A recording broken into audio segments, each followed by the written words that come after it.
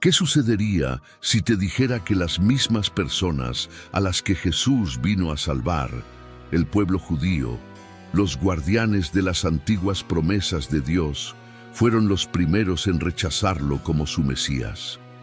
Imagina, por un momento, al Salvador, prometido caminando entre su propio pueblo, realizando milagros y señales predichas durante siglos. Sin embargo, muchos no solo no lo reconocieron, sino que lo rechazaron. Lo sorprendente es que, miles de años después, la mayoría de los judíos todavía no lo aceptan como el Mesías. ¿Por qué persiste este rechazo profundo mientras personas de todo el mundo, fuera de la comunidad judía, han abrazado a Jesús como su Salvador? ¿Por qué, si fue enviado a su propio pueblo, ellos no lo recibieron, mientras que los gentiles lo aceptaron con fe? En este video exploraremos uno de los enigmas más complejos en la historia del cristianismo. Profundizaremos en las expectativas mesiánicas de los judíos y desentrañaremos la teología detrás de ellas, mientras abordamos preguntas esenciales sobre la identidad del Mesías. Si esto ha despertado tu curiosidad, te invito a dar like al video, suscribirte y activar la campana de notificaciones para seguir explorando más verdades ocultas y enseñanzas profundas de las Escrituras. Descubramos juntos el misterio detrás de este fascinante fenómeno.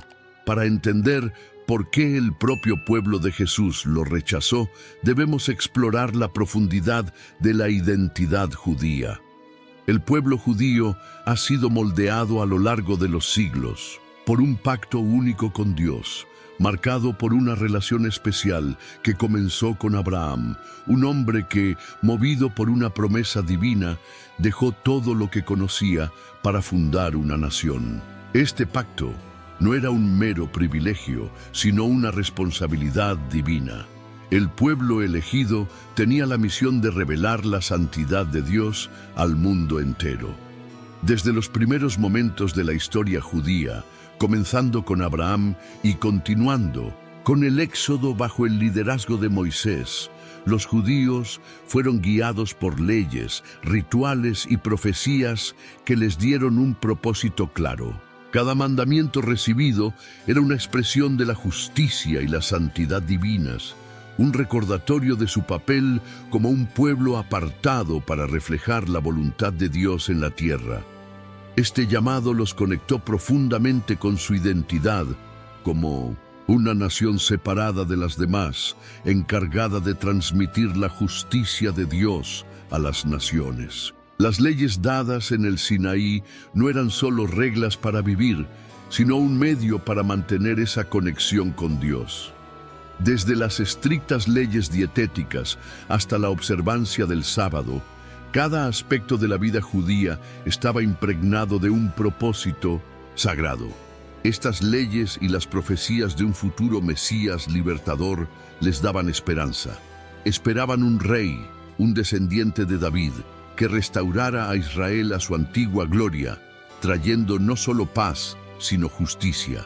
Los profetas, desde Isaías hasta Jeremías y Daniel, ofrecieron visiones de este futuro, algunas en las que el Mesías sería un siervo sufriente y otras en las que sería un rey guerrero que derrocaría a los opresores. Durante la ocupación romana, estas expectativas mesiánicas alcanzaron su punto máximo. Los judíos vivían bajo una dura opresión, con altos impuestos y restricciones a sus libertades religiosas. Muchos esperaban un Mesías que no solo liberara a Israel de Roma, sino que también restaurara la soberanía del pueblo elegido. Imaginaban a un líder fuerte, un guerrero como David, que lucharía para restaurar su dignidad nacional. Pero entonces llegó Jesús. Su mensaje, sin embargo, chocaba directamente con estas expectativas. Hablaba de un reino que no era de este mundo, de una transformación interior y de un amor radical, incluso hacia los enemigos. Su visión del Mesías no incluía una espada, sino un llamado a la paz. Esto fue una profunda desilusión para muchos que esperaban un líder militar que los liberara del yugo romano.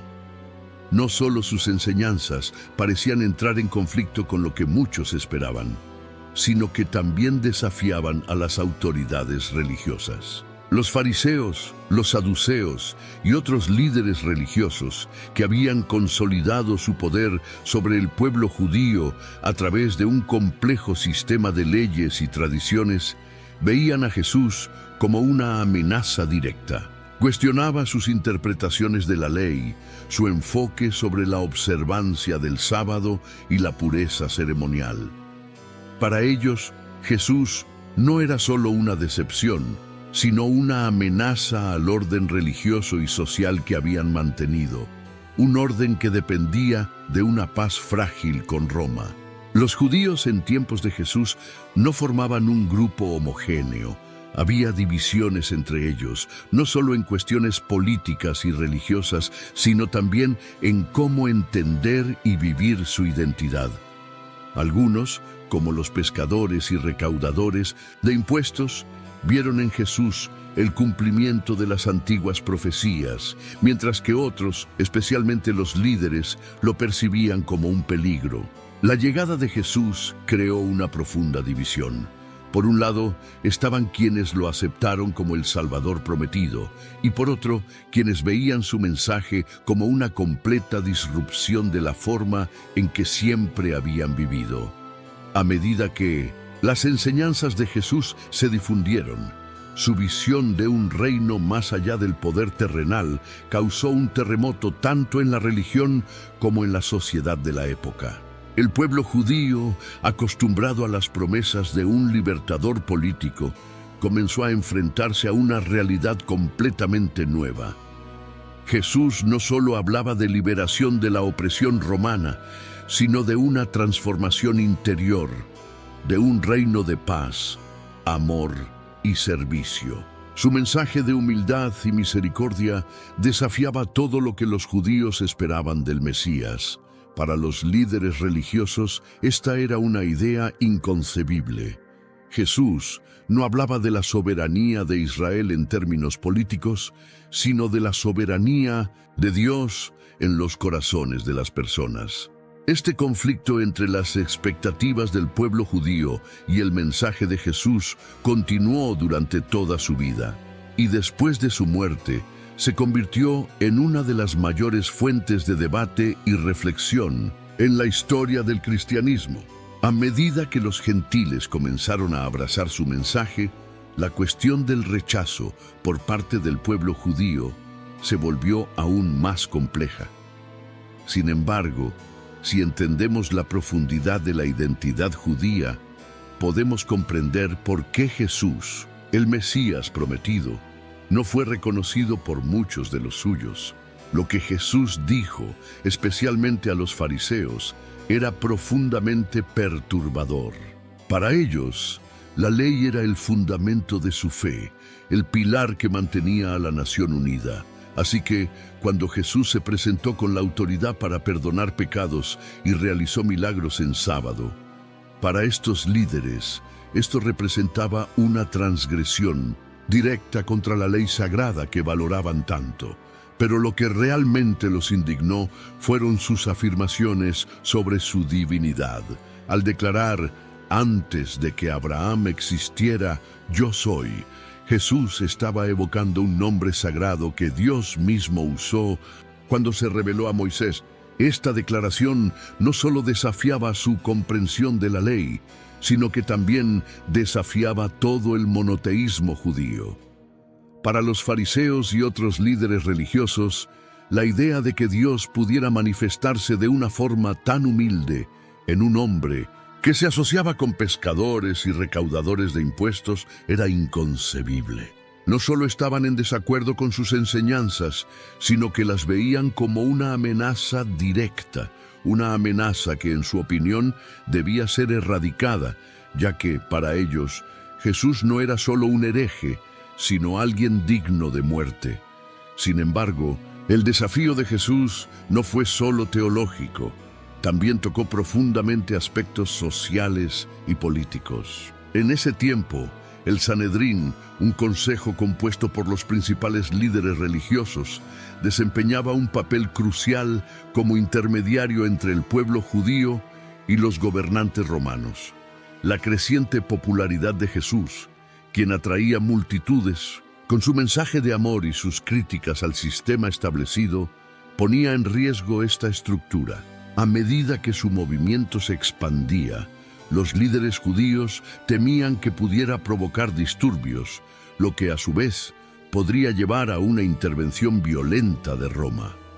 Fue el sumo sacerdote Caifás quien, al ver la amenaza en el horizonte, expresó una visión pragmática diciendo: «Es mejor para vosotros que muera un hombre por el pueblo y no que toda la nación perezca». Esta declaración revela la tensión entre la fe religiosa y la necesidad de mantener el orden social y político. En ese contexto, la crucifixión de Jesús se convirtió en algo más que un sacrificio religioso. Para Caifás y los miembros del Sanedrín, su muerte era esencial para mantener la estabilidad política y evitar represalias de Roma. Pero no todos los judíos compartían esta visión. Muchos, especialmente los marginados y oprimidos, encontraron en Jesús un rayo de esperanza. Para ellos, Jesús no era solo un maestro o un líder espiritual, sino el Mesías prometido, el Salvador que los conocía personalmente, les daba dignidad y les ofrecía una conexión directa con Dios, más allá de los rituales y la formalidad del templo. Al caminar junto a Él, presenciar sus milagros y escuchar sus palabras, realmente creyeron que Él era el cumplimiento de las antiguas promesas. Esto nos lleva a una pregunta fundamental. ¿Cómo pudo ser que el mismo pueblo que había esperado en tanto tiempo al Mesías no lo reconociera cuando finalmente llegó? Esta pregunta resuena a lo largo de los siglos y también plantea una reflexión sobre el papel de los gentiles, aquellos fuera del pueblo judío que recibieron a Jesús con corazones abiertos. El apóstol Pablo aborda este tema en su carta a los romanos, explicando que el rechazo de Jesús por parte de los judíos abrió la puerta para que los gentiles fueran injertados en las promesas hechas a los descendientes de Abraham.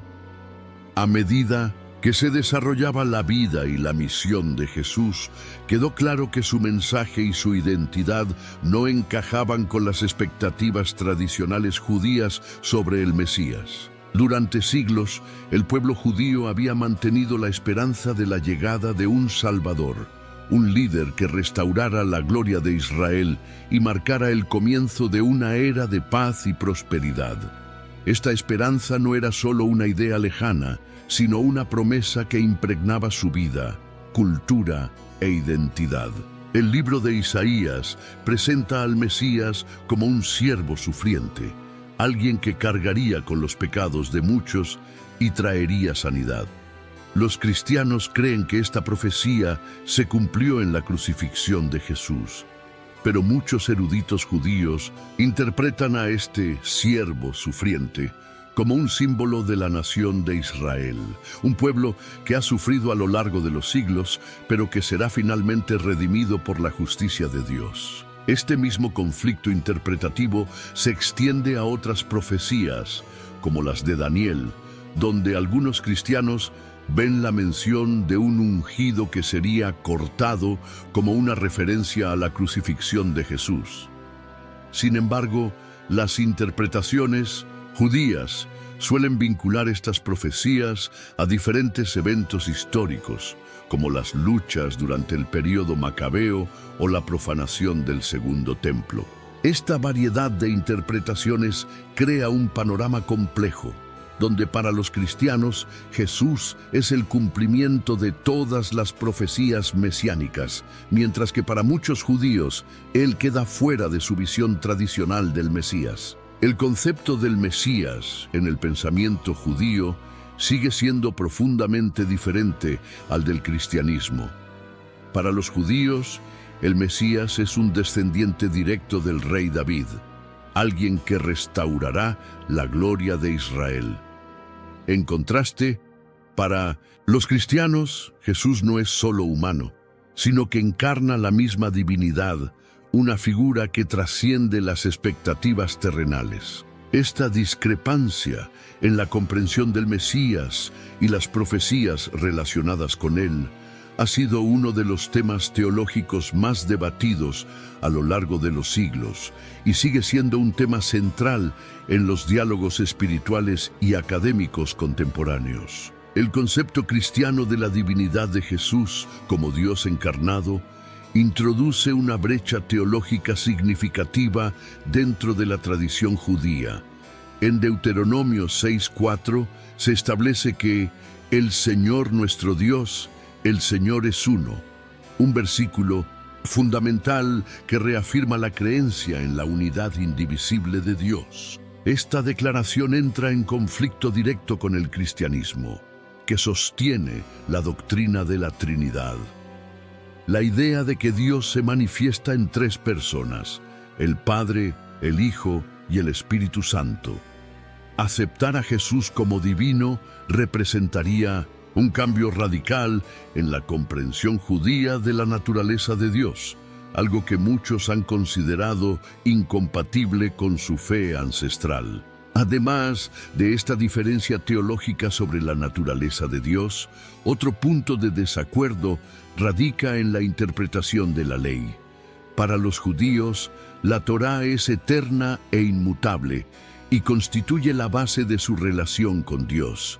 Sin embargo, las enseñanzas de Jesús desafiaron este enfoque al enfatizar el espíritu de la ley en lugar de su cumplimiento literal. Cuando Jesús dijo, «No he venido para abolir la ley, sino para cumplirla», Mateo 5:17, estaba sugiriendo que su misión era llevar la ley a su máxima expresión. Para muchos judíos, sin embargo, esta reinterpretación parecía una peligrosa desviación de la tradición sagrada, un cambio que amenazaba con desmantelar los mismos cimientos de su identidad religiosa. Esta división pone de manifiesto una paradoja.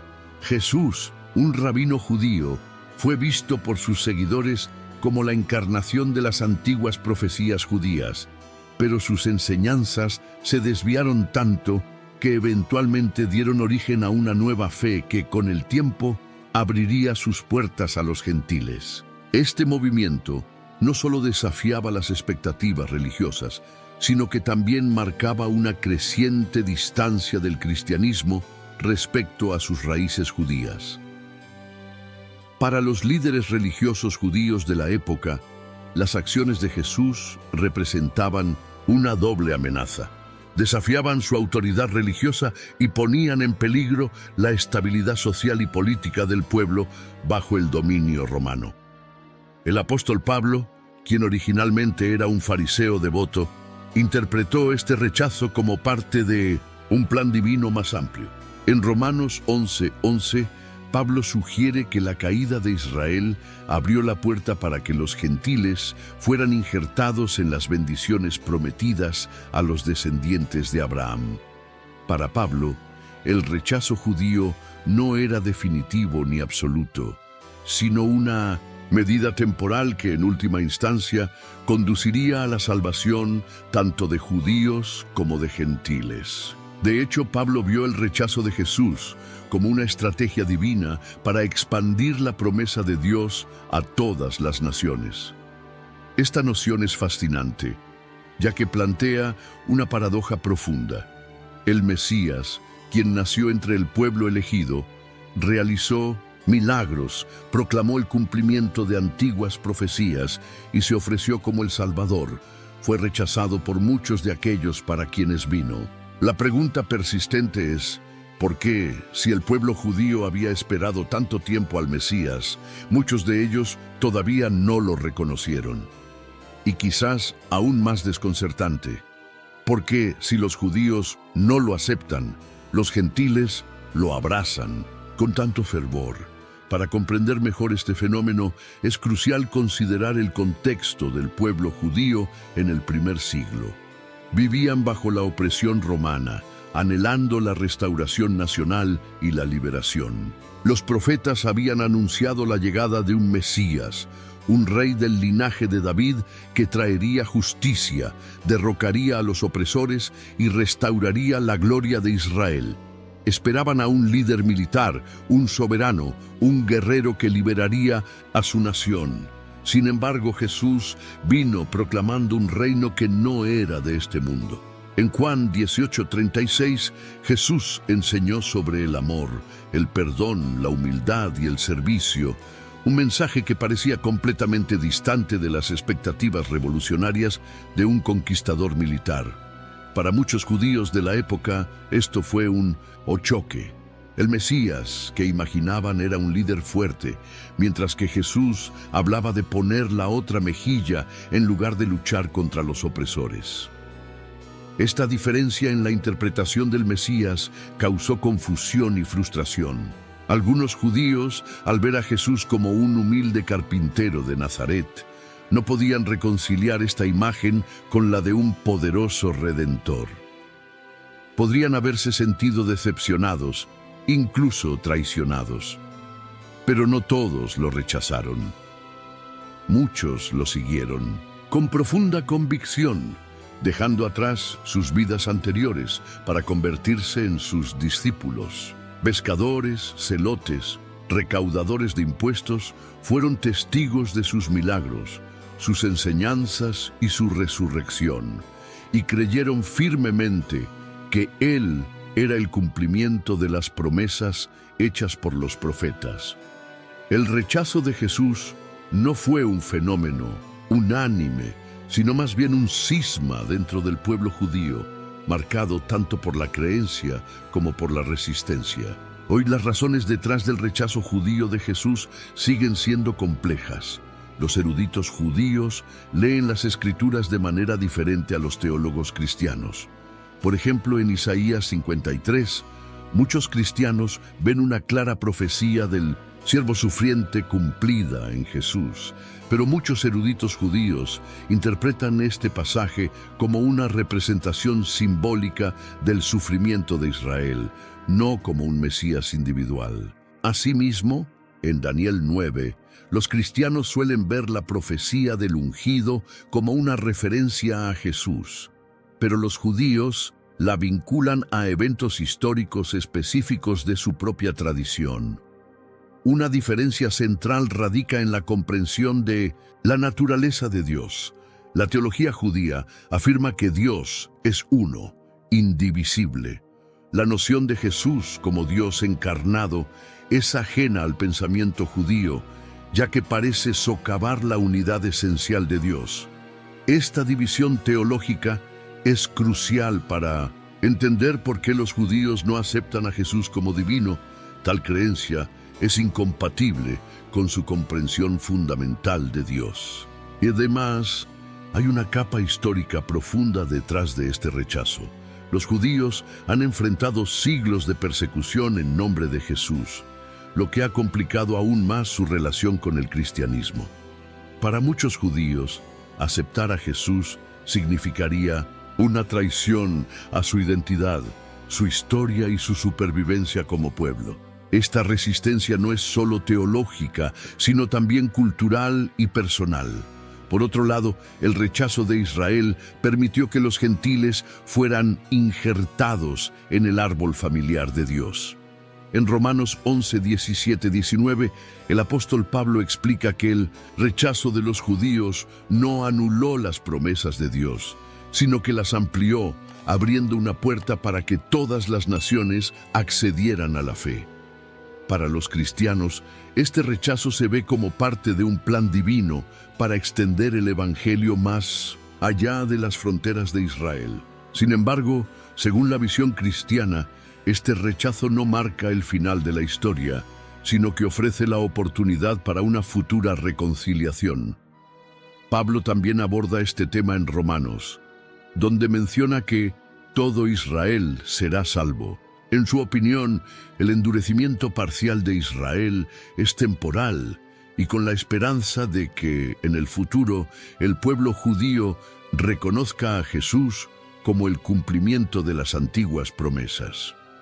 Este endurecimiento, según Pablo, tiene un propósito divino y permitirá que los gentiles formen parte del plan de salvación de Dios, pero también anticipa una futura reconciliación entre judíos y gentiles unidos en la fe.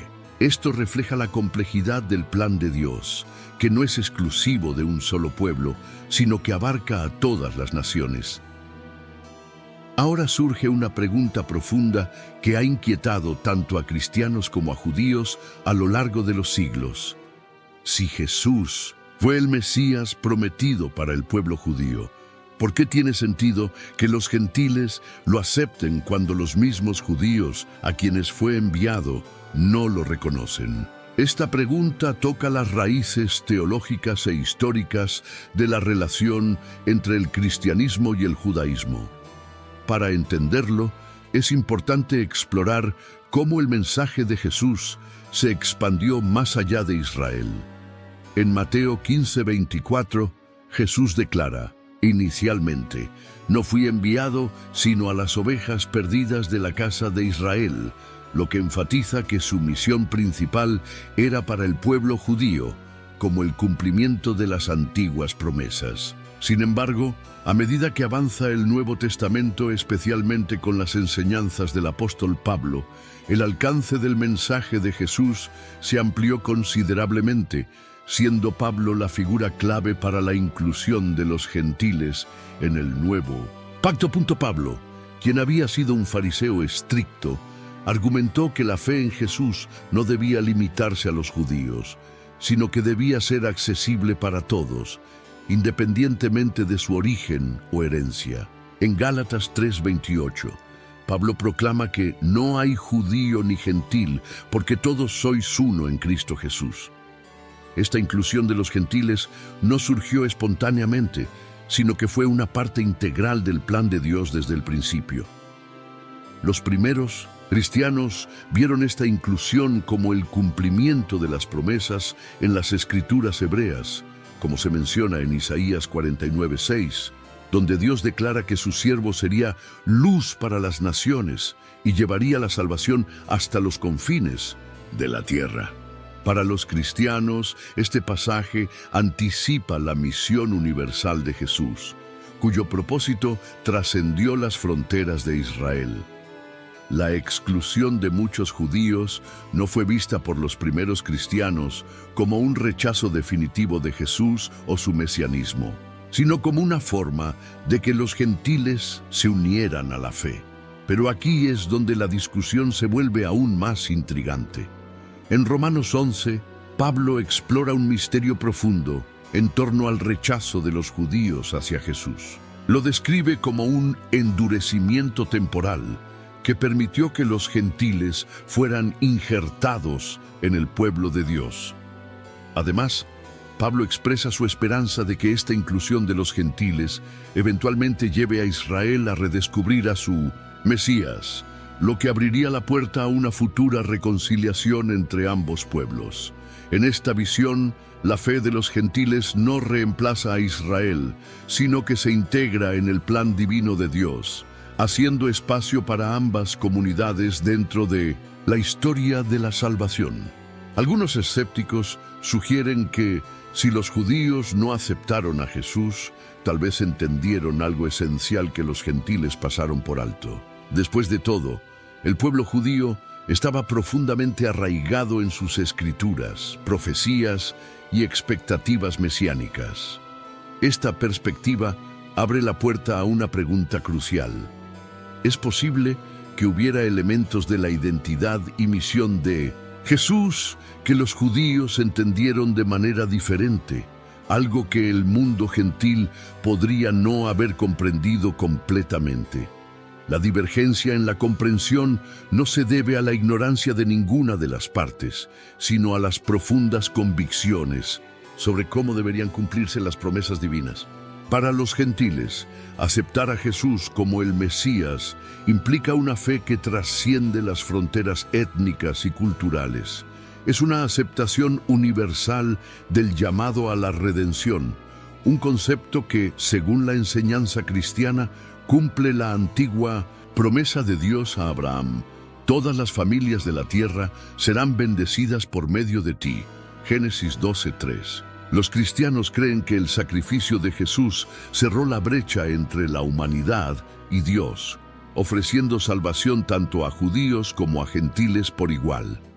Esta inclusión no se considera una contradicción con las raíces judías de Jesús, sino como una extensión divina de ellas, abarcando a todos los pueblos. La cuestión de si Jesús es o no el Mesías está llena de interpretaciones teológicas y perspectivas históricas. El rechazo por parte de muchos judíos no invalida la fe de los gentiles, sino que invita a reflexionar sobre la naturaleza siempre evolutiva del misterio divino, un misterio que, según los cristianos, algún día será completado, uniendo a todos en la verdad. Este misterio sigue siendo un tema central en el pensamiento cristiano, que continúa explorando y desentrañando las profundas preguntas que surgen de las historias bíblicas. Finalmente, llegamos a una pregunta urgente y grave: ¿cuáles son las consecuencias de rechazar a Jesús como el Mesías? Esta cuestión ha sido una piedra angular en la teología cristiana y ha influido profundamente en cómo los cristianos entienden la salvación y la vida eterna. En Juan 14:6, Jesús declara claramente: «Yo soy el camino, la verdad y la vida. Nadie viene al Padre sino por mí». Esta declaración es fundamental para la doctrina cristiana, ya que establece a Jesús como el único medio para alcanzar una relación con Dios. El mensaje de Jesús no estaba solo en sus enseñanzas, sino que Él mismo se presentó como la clave para la vida eterna. Al hacerlo, posicionó la aceptación o el rechazo de su mensaje como una decisión crucial para la comunidad cristiana primitiva, una cuestión que no era negociable. El apóstol Pedro, en Hechos 4:12, reafirma esta idea al declarar: «En ningún otro hay salvación, porque no hay otro nombre bajo el cielo dado a los hombres por el cual debamos ser salvos». Esta afirmación no estaba dirigida solo a los gentiles, sino también a la comunidad judía, enfatizando que los primeros cristianos creían que la salvación a través de Jesús era esencial para todos, incluidos los judíos. En este contexto, el rechazo de Jesús tiene consecuencias eternas que no pueden ser ignoradas. Pablo también advierte sobre los peligros espirituales de rechazar a Jesús. En Romanos 1, Pablo señala cómo alejarse de la verdad de Dios conduce a la oscuridad espiritual, explicando que el rechazo de Jesús no solo separa a una persona de la salvación, sino que también la aleja de la comprensión del propósito divino de Dios. Sin embargo, en Romanos 11, Pablo ofrece esperanza al sugerir que este rechazo no es definitivo, sino temporal. Pablo cree que llegará un momento en que el pueblo judío reconocerá a Jesús como el Mesías, lo que llevará a una unidad más completa en el reino de Dios. Para los cristianos, las consecuencias de rechazar a Jesús no solo conciernen a lo que sucede después de la muerte, sino que también impactan la experiencia de la vida presente y la relación con lo divino. Rechazar a Jesús significa perderse el poder transformador de la gracia, la conexión íntima con Dios y la paz que proviene de saber que los pecados son perdonados. Los cristianos creen que esta separación no es algo que Dios desee. De hecho, 2 Pedro 3:9 nos dice que Dios no quiere que nadie perezca, sino que todos lleguen al arrepentimiento. La puerta a la salvación está abierta, pero la decisión de entrar por ella recae en cada individuo. Históricamente, el rechazo de Jesús por parte de los judíos ha sido un desafío teológico para los cristianos. Algunos argumentan que el pacto de Dios con Israel sigue siendo válido y que sus promesas al pueblo judío permanecen intactas. lo que significa que la relación única de Israel con Dios continúa. Esta visión está respaldada por pasajes como Romanos 11:29, donde Pablo dice: porque los dones de Dios y su llamamiento son irrevocables. Para los cristianos, esto indica que el pueblo judío aún ocupa un lugar especial en el plan de Dios, aunque muchos no acepten a Jesús como el Mesías. A pesar de esto, el Nuevo Testamento sugiere que un reconocimiento futuro de Jesús traerá restauración y el cumplimiento de las promesas de Dios. Pablo escribe en Romanos 11:26, y así todo Israel será salvo. Esta línea a menudo se interpreta como un evento futuro en el que el pueblo judío llegará a la fe en Jesús, uniendo a todo el pueblo de Dios. Por lo tanto, para los cristianos, aunque hay consecuencias por rechazar a Jesús, también hay esperanza. La creencia de que las promesas de Dios para Israel están entrelazadas con la historia de la redención ofrecida a través de Cristo. Estos temas teológicos son vastos, complejos y a menudo están cargados de emoción, especialmente para los creyentes gentiles. Comprender estas dinámicas requiere humildad y respeto, reconociendo que la fe en Jesús es un don que trasciende las diferencias culturales y los siglos de división. Para la comunidad judía, la conversación sobre Jesús sigue siendo profundamente personal, ya que toca aspectos centrales de la historia, la identidad y su relación con Dios. Al continuar esta exploración, encontramos una profecía que ha intrigado a los teólogos durante siglos. La posibilidad de que, en el futuro, Israel o el pueblo judío puedan reconocer a Jesús como el Mesías.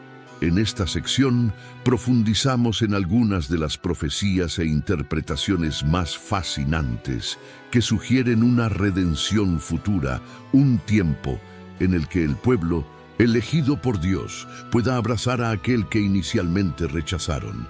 Los escritos de Pablo en el libro de Romanos arrojan una poderosa luz sobre este tema. En Romanos 11, Pablo describe a Israel como un olivo profundamente arraigado, amado por Dios. Los creyentes gentiles son descritos como ramas de olivo silvestre injertadas en este árbol, lo que significa que los gentiles están unidos a Israel a través de la fe en Cristo. Sin embargo, Pablo enfatiza que las ramas originales que representan a Israel no están descartadas para siempre. Habla de un endurecimiento parcial que ha venido sobre Israel, pero que durará solo hasta que haya entrado la plenitud de los gentiles, lo que sugiere que habrá un momento en el futuro cuando este endurecimiento será levantado y el pueblo judío verá a Jesús como su Mesías.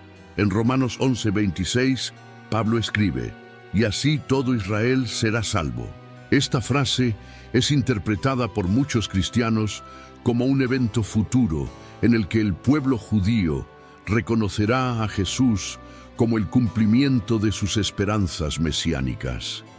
Ese momento será un tiempo de reconciliación, sanación y despertar espiritual. Un evento en el que los ojos de la nación se abrirán para reconocer a Jesús como el Mesías. Pero, ¿por qué Dios permitiría este endurecimiento en primer lugar? Según Pablo, este endurecimiento fue parte del plan divino para abrir la puerta a los gentiles, permitiéndoles entrar en una relación de pacto con Dios a través de la fe en Jesús.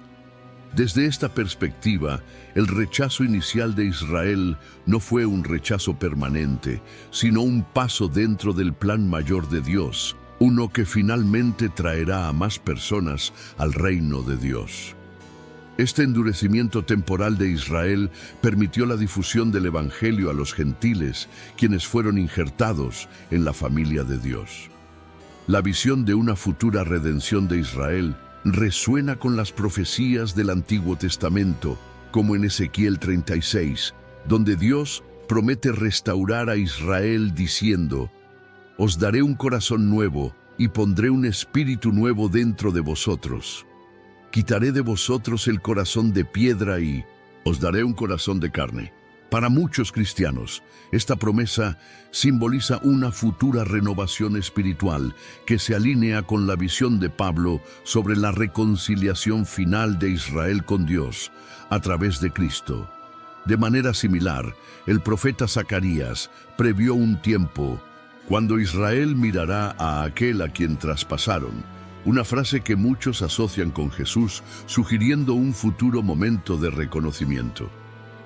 Este futuro momento de redención, reconciliación y restauración espiritual, según muchos cristianos, será el cumplimiento de las promesas de Dios a Israel y la culminación de su plan divino para toda la humanidad.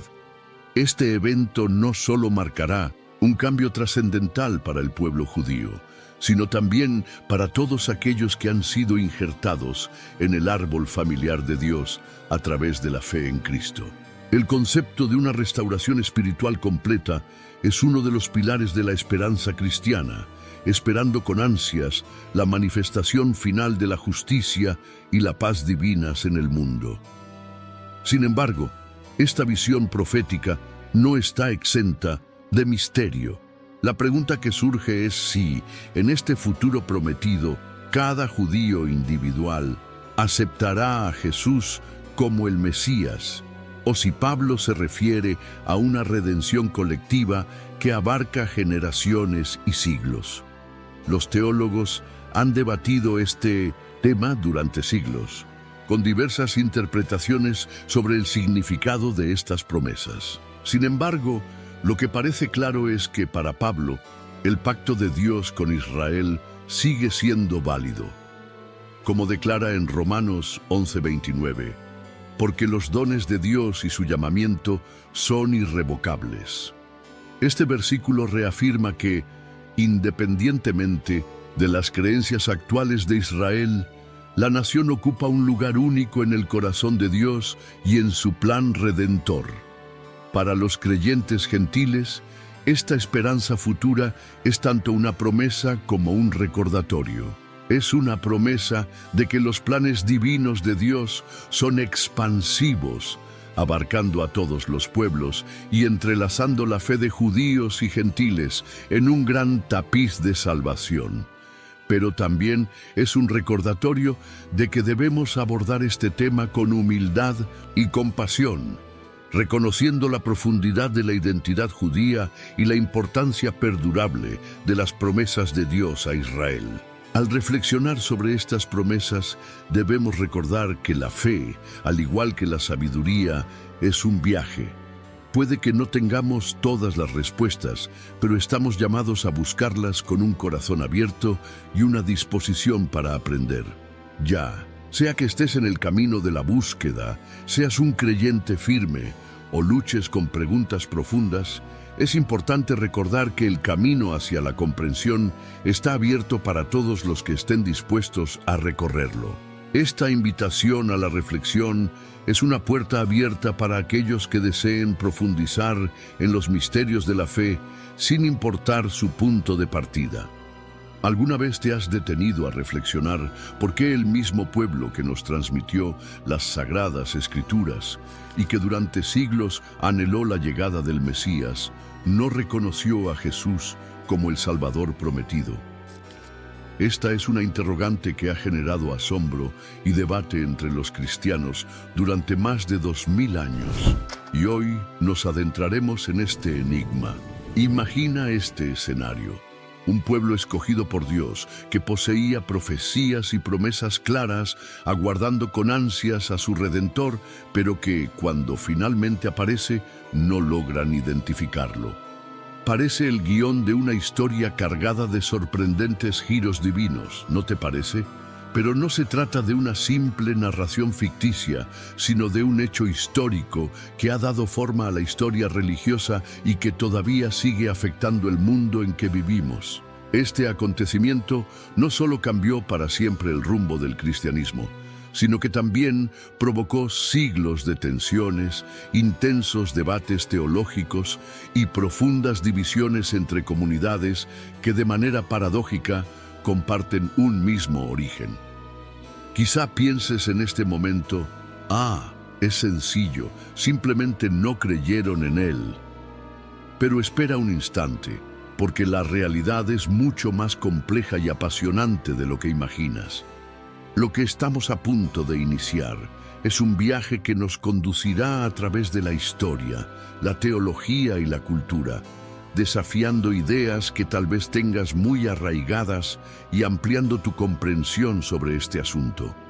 Viajaremos desde las antiguas y bulliciosas calles de Jerusalén hasta las actuales y vibrantes comunidades judías, con el objetivo de descubrir las verdaderas razones detrás de este rechazo.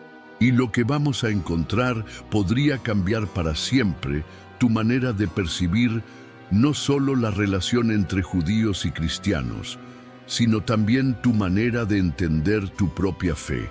Este recorrido nos ayudará a ver que, muchas veces, nuestras interpretaciones modernas de la Biblia han sido moldeadas por siglos de tradición cristiana, lo que podría haber distorsionado la forma en que entendemos las expectativas originales del pueblo de Israel.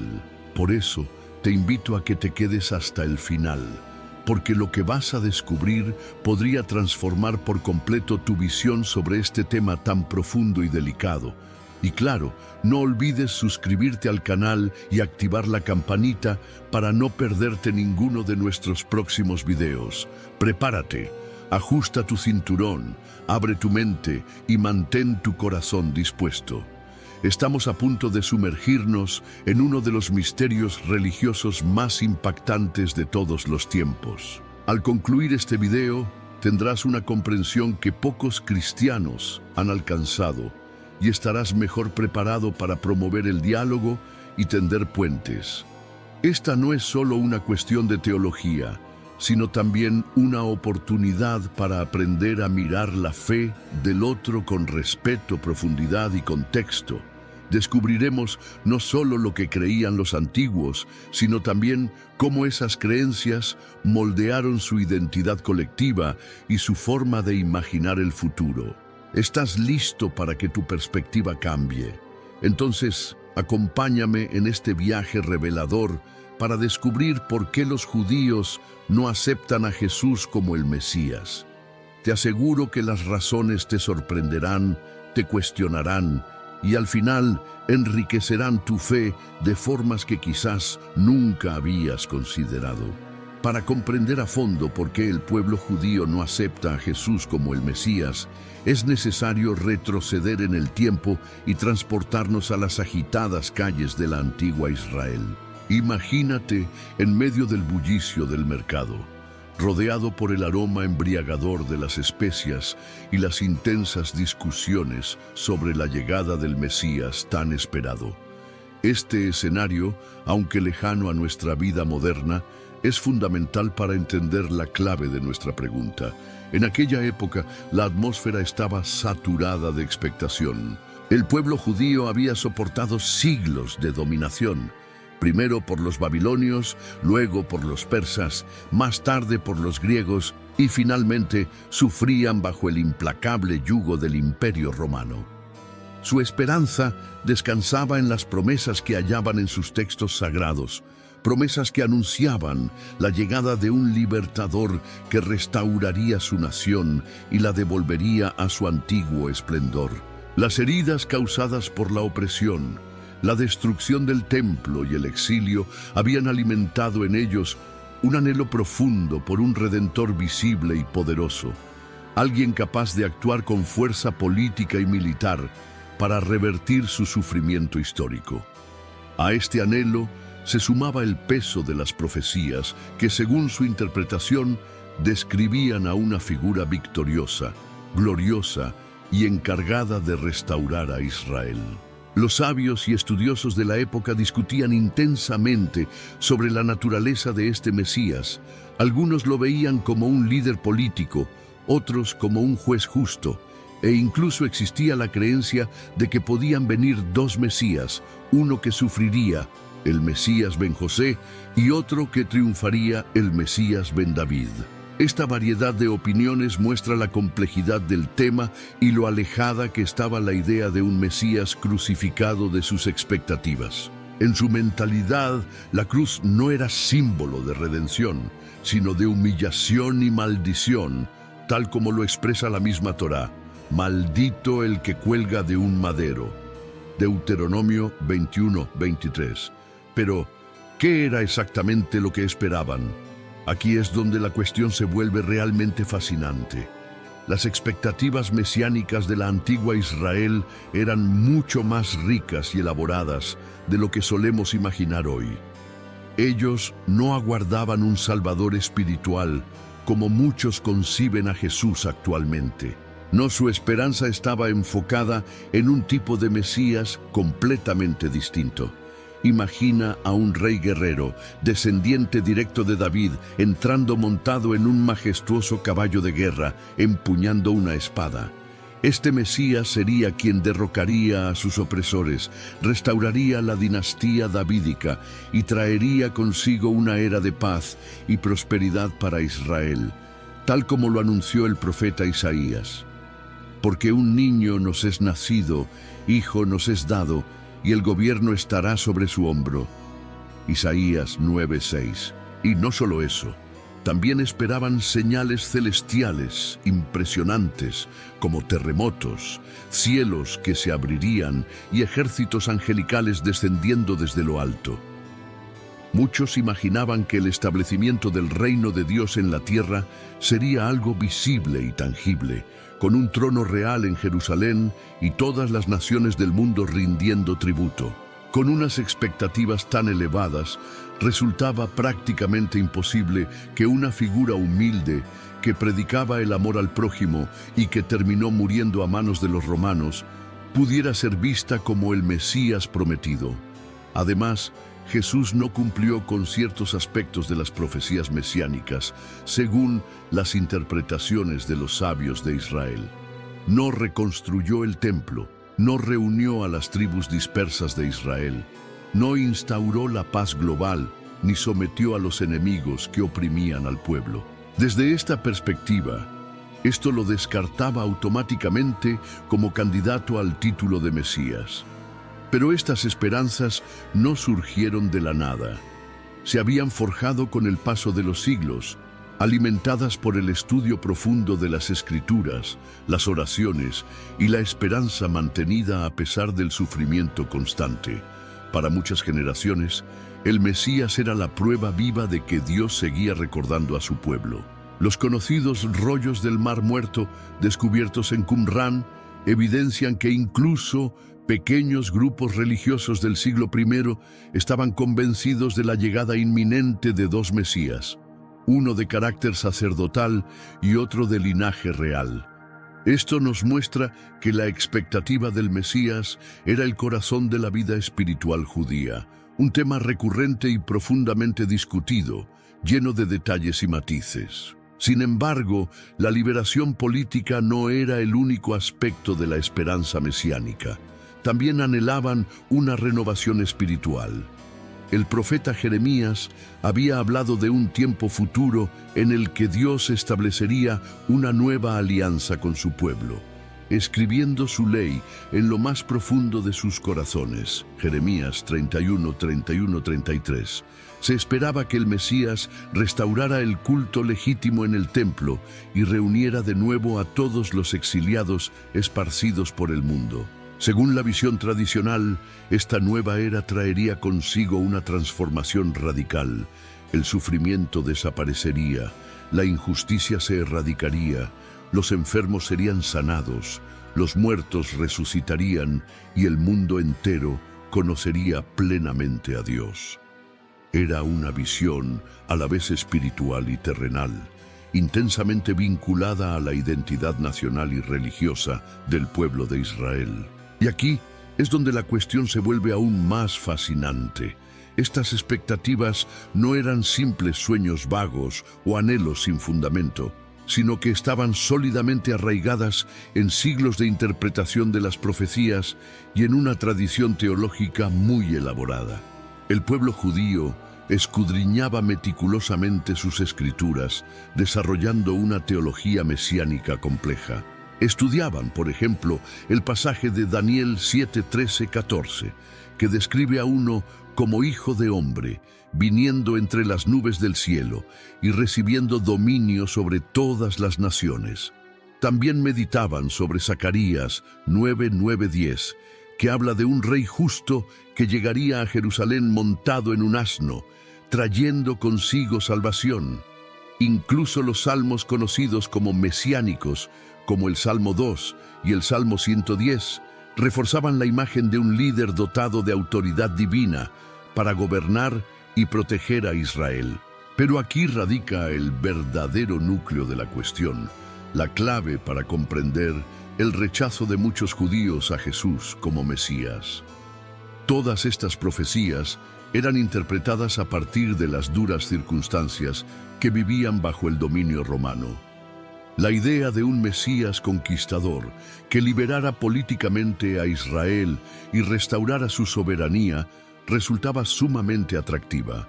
Por eso, cuando Jesús apareció predicando la redención espiritual y no liderando una revolución militar, no es de extrañar que muchos no pudieran aceptar su mensaje. Su enfoque difería demasiado de las expectativas mesiánicas dominantes de su época. Además, sus críticas abiertas contra las autoridades religiosas, fariseos, saduceos y escribas, no fueron interpretadas como señales proféticas, sino como amenazas internas. Sus acciones no solo no confirmaban su mesianismo, sino que para muchos encendieron sospechas de herejía o incluso de engaño. A esto hay que añadir un factor crucial. Jesús murió de la forma más degradante y dolorosa que podía imponerse en aquel tiempo, la crucifixión, castigo reservado a los peores criminales y traidores al imperio. ¿Cómo aceptar que el Mesías de Israel muriera de esta manera a manos de los opresores? En lugar de derrotarlos, fue derrotado. En vez de levantar un ejército, eligió el camino del sufrimiento. Todo esto contradecía abiertamente la imagen gloriosa y victoriosa que el pueblo tenía de su futuro redentor. Para ellos, la cruz no era símbolo de victoria espiritual, sino de humillación, derrota y maldición, tal como expresaba la Torá. Maldito el que cuelga de un madero. Deuteronomio 21:23. Esta muerte pública y vergonzosa fue para muchos la prueba definitiva de que Jesús no podía ser el elegido de Dios. Además, no podemos olvidar que en el judaísmo de aquella época, la bendición de Dios se asociaba firmemente al éxito visible y concreto. Un Mesías torturado y ejecutado no encajaba en absoluto con el perfil mesiánico esperado.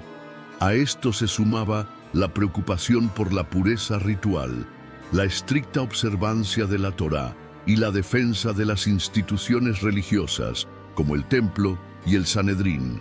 Jesús, al enfrentarse continuamente a las autoridades religiosas y enseñar doctrinas que muchos consideraban extremas o incluso blasfemas, generaba en los líderes más inquietud que esperanza. Este trasfondo histórico es esencial, ya que nos muestra que el rechazo a Jesús por parte de los judíos no se debió a una simple terquedad o falta de fe, sino que estuvo profundamente arraigado en siglos de interpretación teológica cuidadosamente elaborada y en la esperanza ferviente de una restauración nacional. Durante generaciones, los rabinos habían construido un marco teológico sólido sobre cómo debía manifestarse el Mesías. Y desde su punto de vista, Jesús simplemente no cumplía con esos criterios. No fue una simple reacción emocional, sino una postura teológica bien argumentada. Su fidelidad a la Torá y a las enseñanzas tradicionales era vista como una expresión de obediencia a Dios, no como un rechazo a la verdad. Y llegamos así al punto central: el abismo teológico que separa las interpretaciones judías y cristianas sobre las profecías del Mesías. Esta diferencia no es solo una cuestión de distintas opiniones, sino una divergencia fundamental en la manera de leer e interpretar las mismas escrituras. Imagina que sostienes un antiguo pergamino, desgastado por el paso del tiempo. Las palabras que en él están escritas son exactamente las mismas para un judío y para un cristiano, pero el sentido que cada uno extrae es completamente distinto. Este es, en realidad, el núcleo de la división teológica. No es solo una cuestión de idioma o traducción, sino de dos cosmovisiones que llegan a conclusiones opuestas. Los cristianos ven en las Escrituras una historia que culmina en Jesús, mientras que los judíos las interpretan como una promesa aún por cumplirse, esperando un Mesías que concrete todas las profecías de manera literal y colectiva. Un buen ejemplo es la conocida profecía de Isaías 7:14. Por tanto, el Señor mismo les dará una señal. Una joven concebirá y dará a luz un hijo, y lo llamará Emmanuel.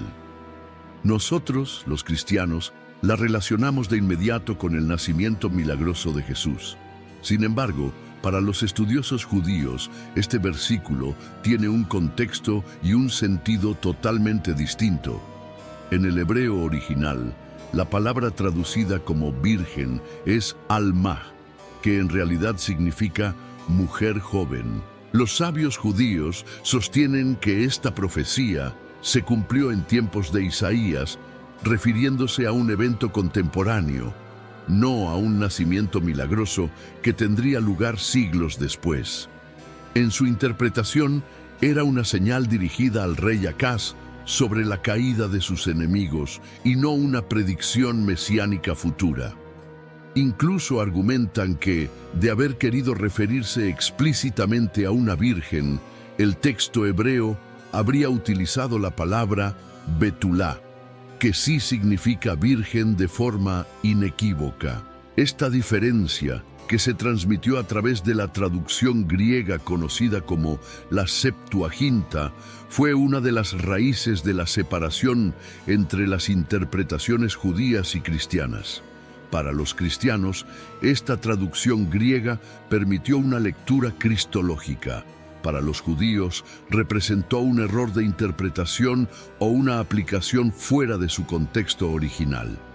Otro aspecto clave es la forma en que ambos grupos conciben el cumplimiento profético. Mientras que para la teología cristiana las profecías pueden cumplirse de manera simbólica, espiritual o progresiva, el judaísmo sostiene que deben realizarse de forma literal y visible. Por ello, muchas de las afirmaciones cristianas sobre Jesús como cumplimiento de ciertas profecías no resultan convincentes para los sabios judíos. Ellos preguntan, ¿dónde está la paz mundial? ¿Dónde la justicia completa? ¿Dónde la reconstrucción del templo? ¿Dónde están las naciones acudiendo a Jerusalén? Mientras estas cosas no ocurran, según su perspectiva, el Mesías todavía no ha llegado. Este contraste revela también una diferencia aún más profunda, la forma en que cada tradición entiende el tiempo y el proceso de redención. Para el cristianismo, la redención comenzó con la primera venida de Jesús, y su cumplimiento definitivo aún está pendiente, esperando su segunda venida. Por el contrario, el judaísmo sostiene que todo debe ocurrir de una sola vez, en un acto de redención visible, transformador y definitivo. En otras palabras, el Mesías no debía traer solo una promesa futura, sino provocar de inmediato una transformación real en el mundo. Consideremos ahora otra profecía fundamental, la figura del siervo sufriente de Isaías 53. Para los cristianos, este pasaje es una clara referencia a la muerte sacrificial de Jesús. No obstante, la interpretación tradicional judía entiende que esta figura representa al propio pueblo de Israel, que ha sufrido a lo largo de la historia en nombre de la humanidad. Esta lectura no es reciente, sino que ya la sostenían antiguos comentaristas como Rashi y otros sabios medievales, quienes afirmaban que el siervo al que se refiere Isaías es Israel mismo, un pueblo que ha sido castigado por las naciones, pero que finalmente será vindicado por Dios. Esta interpretación encaja, además, con múltiples textos bíblicos donde Israel es llamado repetidamente el siervo de Dios, sufriente pero fiel. Estas diferencias interpretativas se extienden a muchas otras profecías. Por ejemplo, Miqueas 5:2, que para los cristianos anuncia el nacimiento de Jesús en Belén, es leído por los judíos simplemente como una referencia al linaje davídico del Mesías, sin especificar que su nacimiento deba ocurrir en esa ciudad. Zacarías 12:10, donde se dice «mirarán al que traspasaron», es interpretado por los cristianos como una profecía sobre la crucifixión, mientras que la tradición judía lo ve como un lamento nacional por la pérdida y sufrimiento de un líder.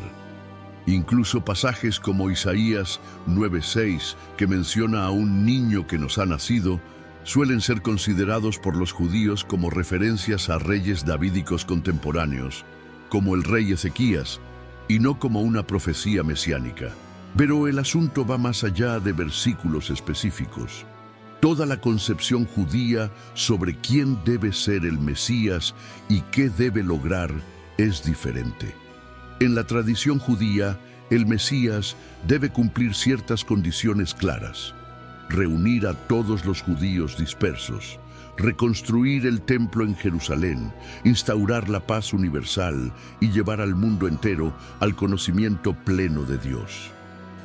Desde esta perspectiva, Jesús no cumplió con estos requisitos esenciales. Además, la idea de que el Mesías venga a sufrir y morir por los pecados de los demás es ajena al pensamiento judío clásico. Para el judaísmo, cada persona es responsable de sus propios pecados, y la expiación se alcanza mediante el arrepentimiento y las buenas acciones. La doctrina cristiana de la redención por medio del sacrificio de Jesús es, para muchos judíos, uno de los obstáculos más difíciles de aceptar. Otro punto crucial de desacuerdo es la comprensión de la naturaleza del propio Mesías. La creencia cristiana en que Jesús es plenamente Dios y plenamente hombre entra en conflicto con la visión judía de un Dios único, indivisible y sin forma humana.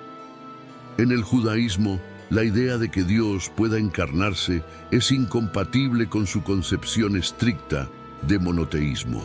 De hecho, cualquier insinuación de que Dios pueda tomar forma humana es vista como una transgresión directa al mandamiento fundamental. Oye Israel, el Señor nuestro Dios, el Señor es uno. Esta diferencia no es solo un tema teológico, sino que afecta profundamente la manera en que el pueblo judío entiende su relación con Dios, su práctica religiosa y su visión del mundo espiritual. Es importante comprender que estas diferencias no son meros debates académicos, representan creencias profundamente enraizadas, mantenidas y transmitidas a lo largo de siglos de tradición. Para muchos judíos, aceptar a Jesús como el Mesías no implicaría solo cambiar de fe, sino reinterpretar completamente su herencia cultural y religiosa. Este profundo abismo teológico nos recuerda la complejidad de la fe y la interpretación, y nos invita a mirar nuestras propias creencias con humildad, reconociendo que las mismas palabras pueden ser entendidas de formas muy distintas según la cultura y las tradiciones de cada comunidad. Cuando nos preguntamos por qué el pueblo judío no acepta a Jesús como el Mesías, no nos enfrentamos únicamente a textos antiguos o discusiones teológicas. Estamos tocando el terreno de la identidad, una fuerza poderosa que configura creencias, valores y culturas enteras. Para comprender realmente este rechazo, es esencial valorar la identidad judía que ha sido forjada a lo largo de milenios de historia, tradición y, en muchas ocasiones, sufrimiento.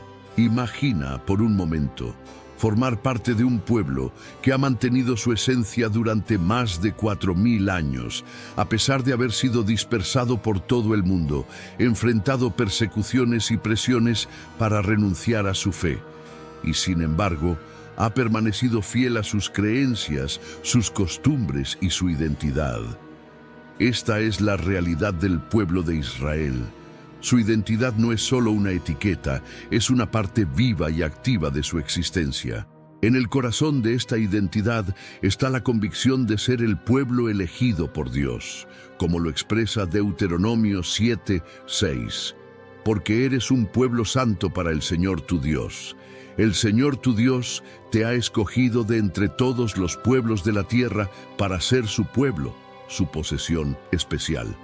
Esta elección trae consigo la responsabilidad de ser luz para las naciones y de mantener fielmente las leyes de Dios. Ahora bien, piensa por un instante cómo aceptar a Jesús como el Mesías podría impactar esta identidad.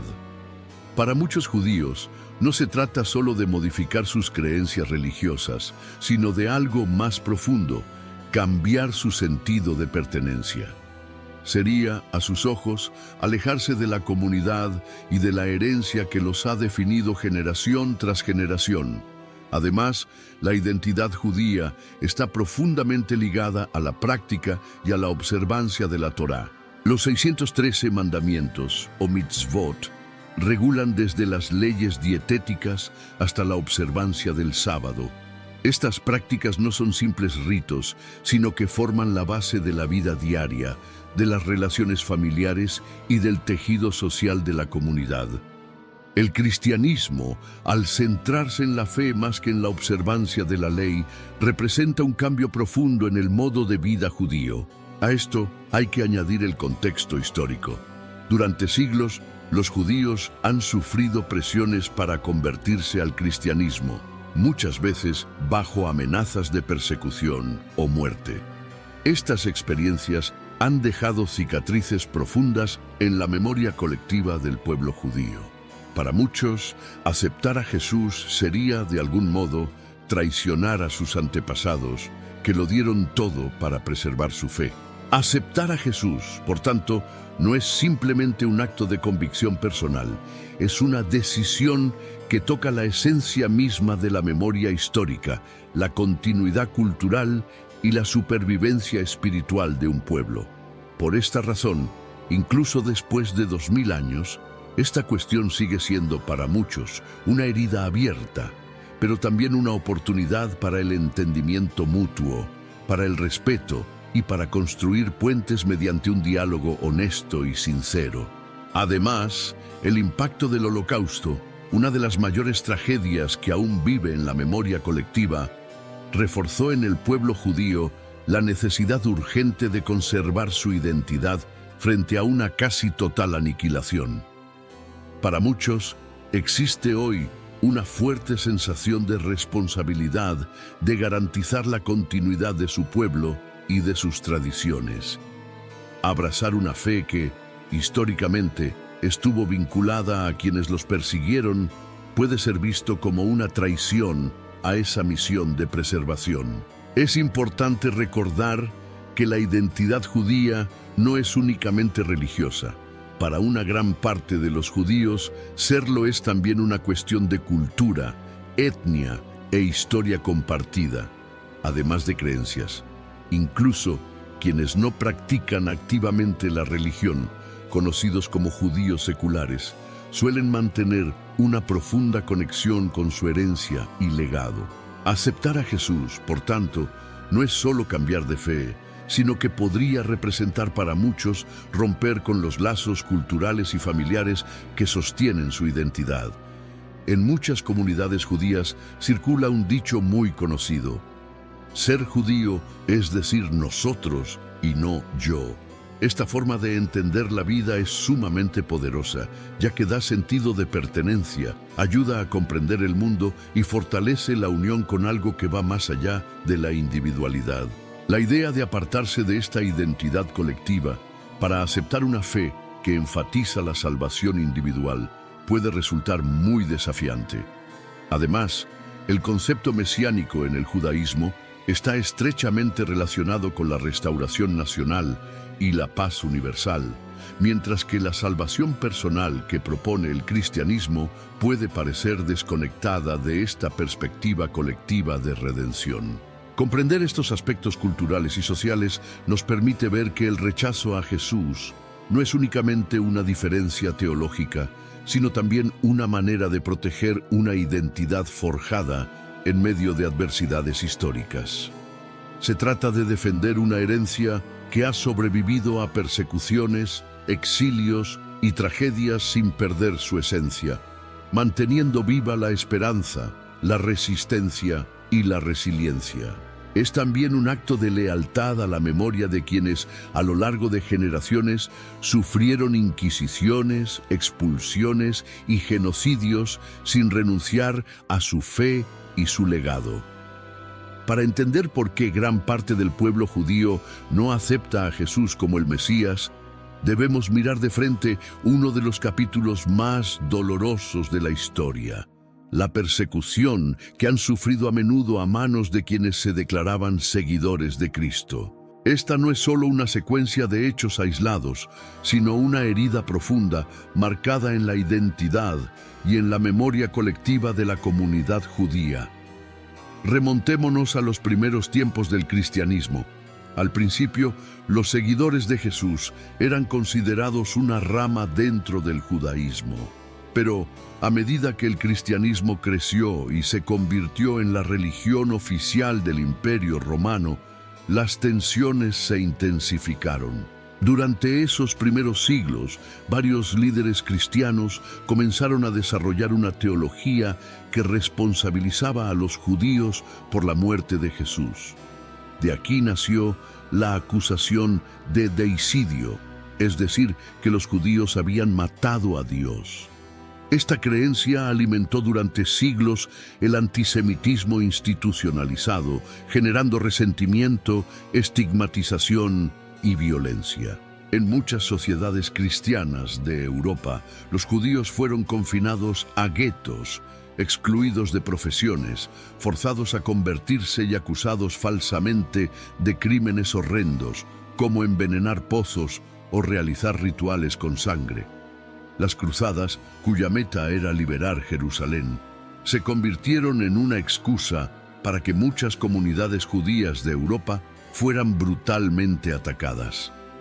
En ciudades como Worms, Speyer y Mainz, miles de judíos fueron asesinados por grupos de cruzados.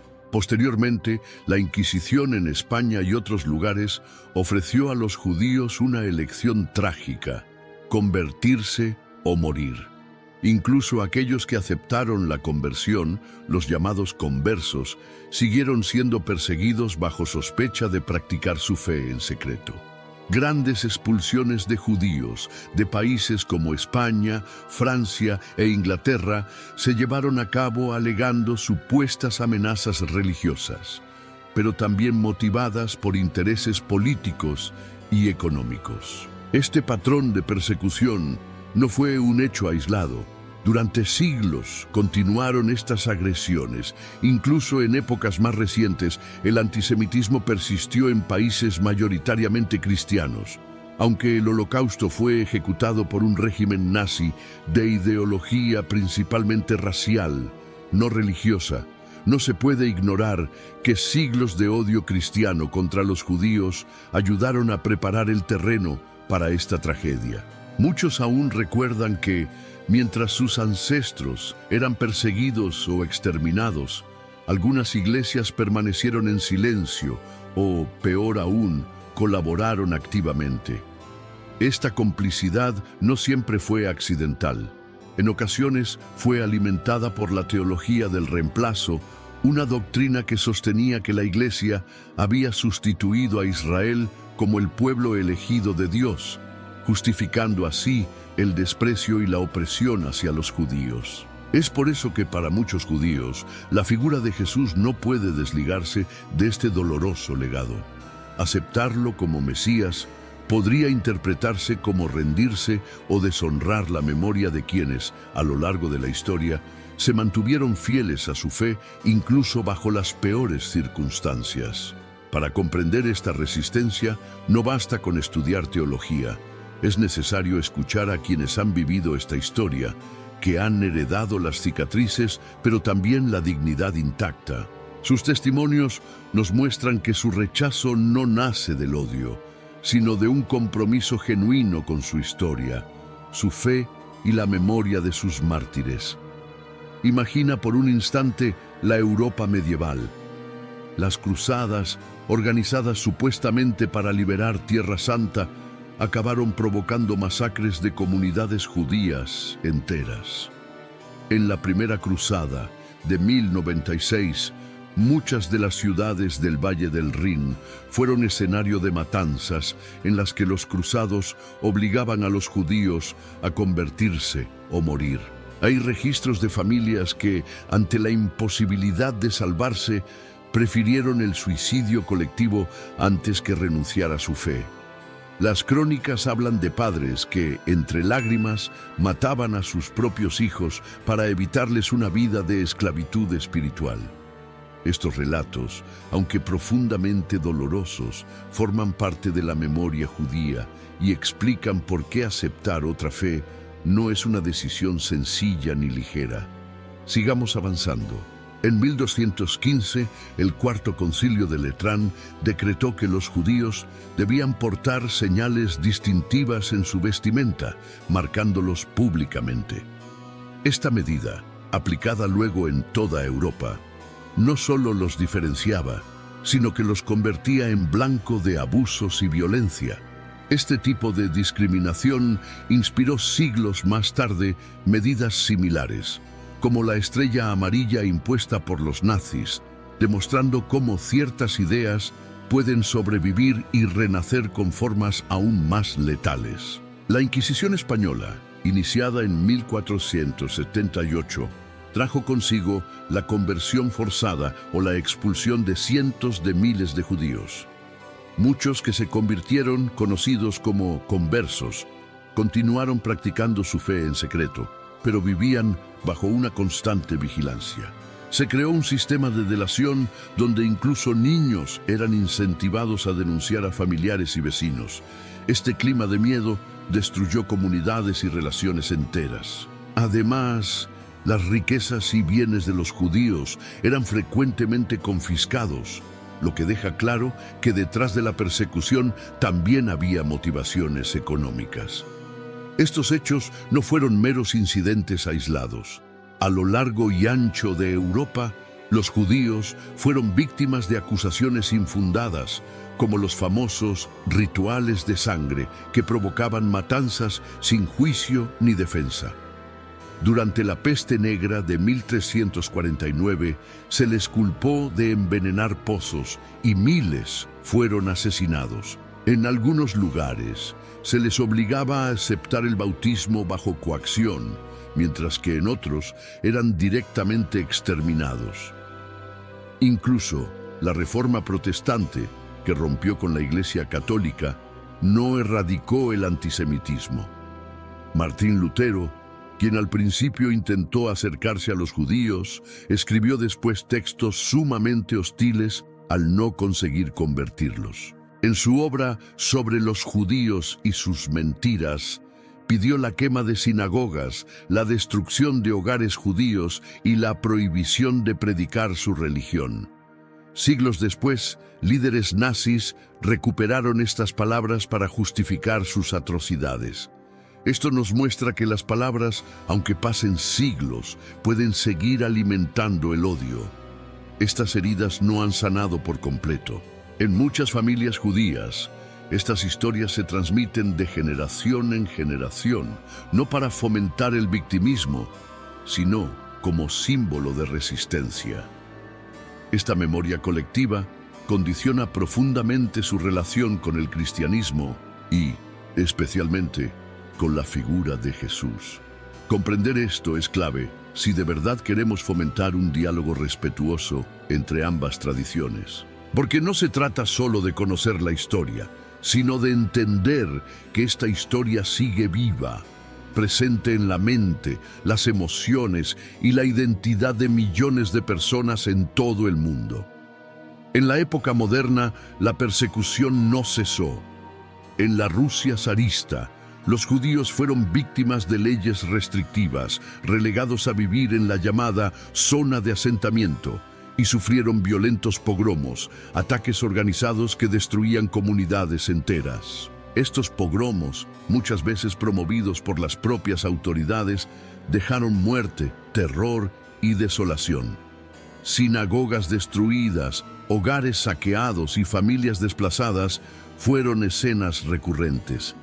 Esta inestabilidad obligó a muchos judíos a emigrar, creando nuevas comunidades en América del Norte, Europa Occidental y Palestina, pero siempre llevando consigo la conciencia de su vulnerabilidad.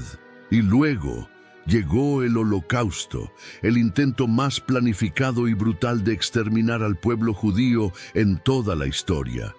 6 millones de judíos fueron asesinados por el régimen nazi y sus aliados, muchos de ellos provenientes de contextos culturales profundamente marcados por siglos de antisemitismo cristiano. Este genocidio no surgió de la nada.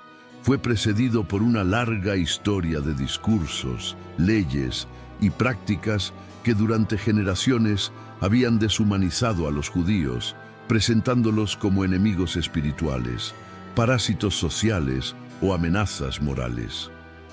Aunque la propaganda nazi presentaba su odio como de raíz racial y no religiosa, lo cierto es que su éxito se cimentó en prejuicios y estereotipos que llevaban siglos circulando en diversas sociedades cristianas europeas.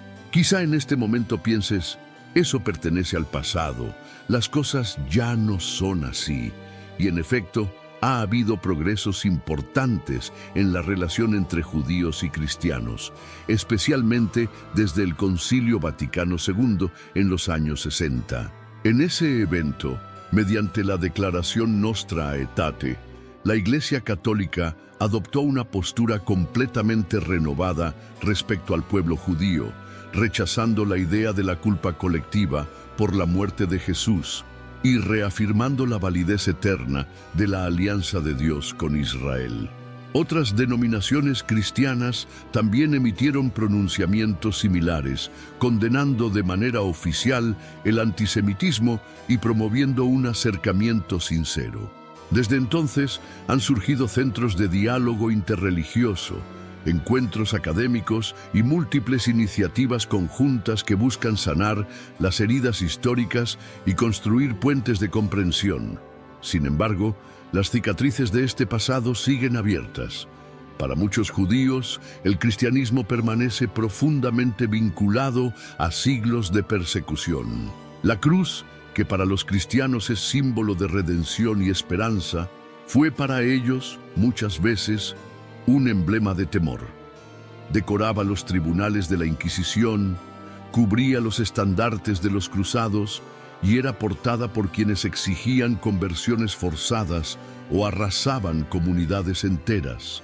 Este trauma histórico genera una barrera difícil de derribar a la hora de considerar a Jesús como el Mesías. No es solamente un tema teológico, es la resistencia ante lo que por siglos fue una presión constante para abandonar su identidad.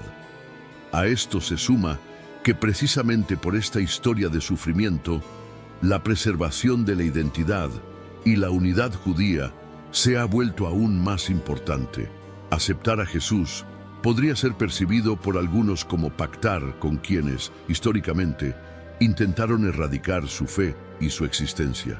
Aunque las intenciones actuales sean distintas, la memoria colectiva de siglos de sufrimiento no desaparece fácilmente. Cada creencia y cada decisión están entrelazadas con una larga cadena de recuerdos, de generaciones enteras que lucharon por permanecer fieles a su herencia.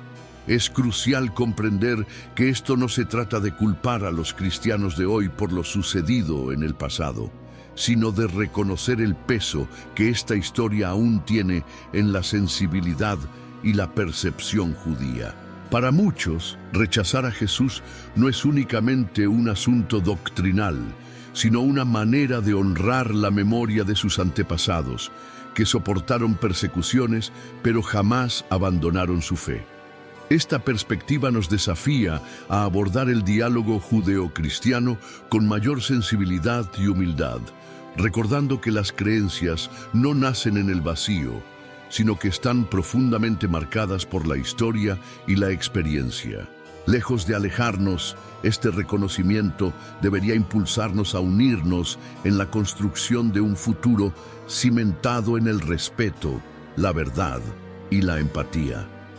Comprender las razones por las que muchos judíos no aceptan a Jesús como el Mesías no solo enriquece nuestro conocimiento, sino que nos humaniza.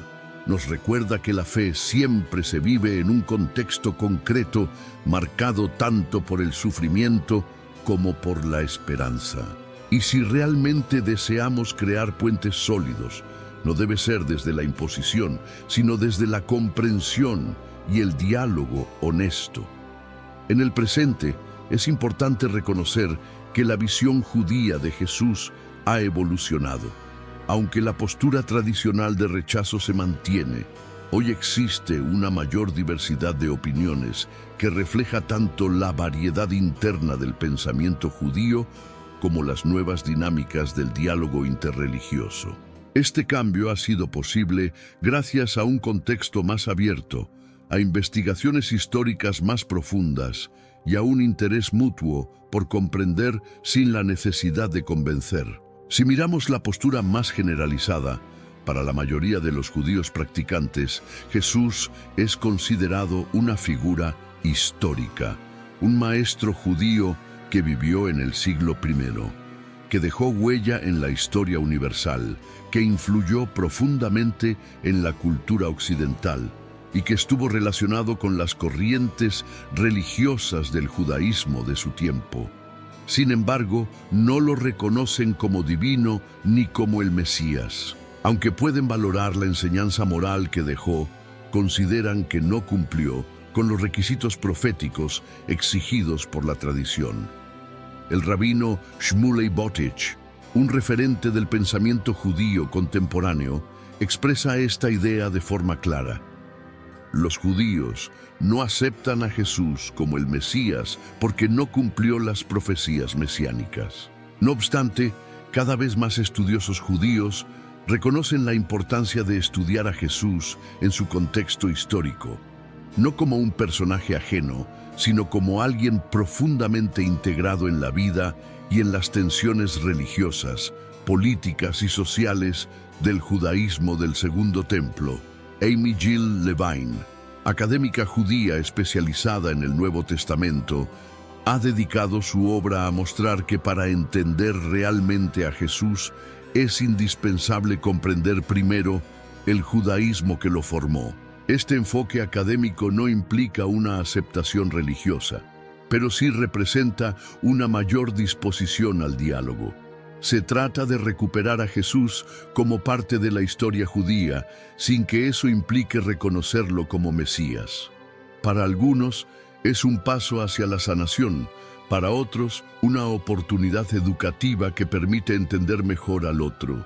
Incluso dentro de sectores más liberales, hay quienes van más allá.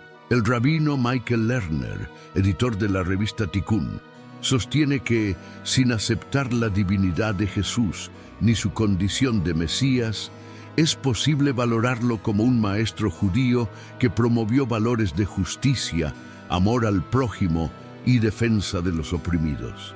Para Lerner, las enseñanzas de Jesús sobre la compasión y la crítica a la hipocresía religiosa se alinean con principios profundamente arraigados en la ética judía. Desde esta perspectiva, Jesús puede ser respetado y admirado sin necesidad de adorarlo o considerarlo divino. Por otro lado, muchos judíos seculares o culturales ven a Jesús simplemente como una figura histórica, un personaje influyente de la antigüedad, al nivel de otros grandes reformadores éticos, sin que eso implique ninguna aceptación teológica. Esta visión es común en ambientes académicos, artísticos y culturales. donde Jesús es visto como símbolo de justicia radical, rebeldía espiritual o humanismo, sin que se lo asocie con la divinidad. Por último, es importante mencionar la existencia del movimiento del judaísmo mesiánico, que combina la fe en Jesús como el Mesías con prácticas y símbolos judíos. Sin embargo, este movimiento no es reconocido por el judaísmo tradicional, ya sea ortodoxo, conservador o reformista, que lo considera una forma de cristianismo adaptado a judíos, especialmente por su aceptación de doctrinas como la divinidad de Jesús o la creencia en la Trinidad. Esta diferencia es clave para preservar la claridad sobre los límites teológicos del judaísmo clásico. En tiempos recientes, el diálogo interreligioso entre judíos y cristianos ha experimentado un notable crecimiento, lo que ha favorecido una comprensión más profunda entre ambas comunidades. Conferencias, publicaciones conjuntas y programas educativos han contribuido a derribar prejuicios históricos y a sanar heridas antiguas. Este acercamiento ha permitido que muchos cristianos redescubran las raíces judías de su propia fe, entendiendo a Jesús no como una figura ajena al judaísmo, sino como un rabino que enseñó dentro de una tradición rica y compleja. Al mismo tiempo, varios judíos han comenzado a cuestionar viejas percepciones sobre el cristianismo, reconociendo que no todo encuentro interreligioso supone una amenaza, sino que el entendimiento mutuo puede enriquecer a ambas partes. A pesar de este avance, es importante destacar que las diferencias teológicas esenciales se mantienen intactas. La gran mayoría de los judíos, sin importar su grado de observancia religiosa, no acepta a Jesús ni como el Mesías ni como una figura divina. Las razones que ya hemos detallado, interpretaciones diferentes de las profecías, la expectativa concreta de un Mesías restaurador, la carga de la identidad colectiva y la huella imborrable del trauma histórico, siguen siendo pilares determinantes para mantener esta posición. A esto se suma la preocupación, común entre muchas comunidades judías, respecto a los esfuerzos misioneros cristianos dirigidos a ellos, los cuales suelen percibirse como irrespetuosos hacia su fe y su identidad. Aunque algunos de estos intentos puedan estar bien intencionados, muchos judíos los interpretan como una forma contemporánea de presión o de negación de la legitimidad del judaísmo como camino espiritual independiente.